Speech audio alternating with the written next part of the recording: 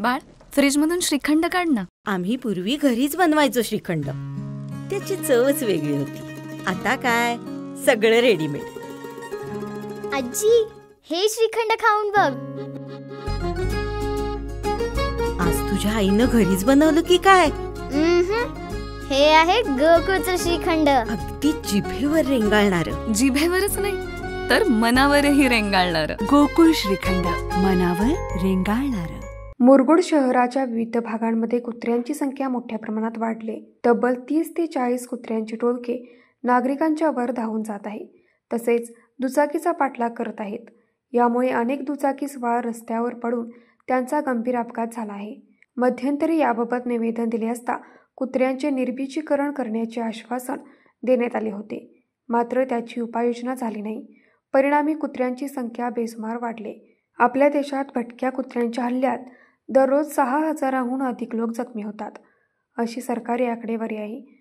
दररोज 6,000हून अधिक लोक भटक्या कुत्र्यांच्या हल्ल्यात जखमी होत असेल तर ही मोठी गंभीर बाब आहे. शहरांमध्ये जागोजागी भटक्या कुत्र्यांच्या झुंडीच्या झुंडी उभ्या असतात.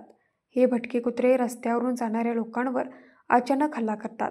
विशेषतः शाळकरी मुले, वृद्ध, अपंग व महिलांना भटके कुत्रे टार्गेट करतात. या कुत्र्यांच्या हल्ल्यात लोक अक्षरशः रक्तबंबाळ होत आहेत.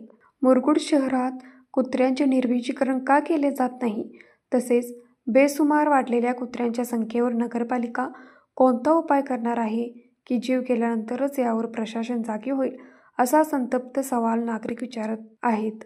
तसेच सध्याच्या घडीला मुरगुड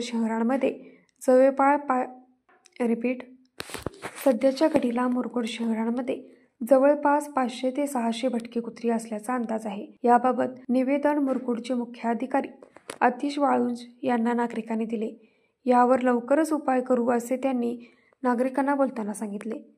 यावेळी शिवभक्त समाजसेवक सर्जेराव भाट, ओमकार पोतदार, जगदीश गुरव, तानाजी भराडे, संकेत शहा, संकेत भोसले, अमर सनगर, शिवाजी चौगले, आनंदा रामाने, संदीप भारमल, प्रफुल्ल कांबळे, अमोल मेटकर, विनायक मेटकर यांच्यासह नागरिक मोठ्या संख्येने उपस्थित होते. न्यूज मराठी 24 साठी सर्जेराव भाट, मुरगुड.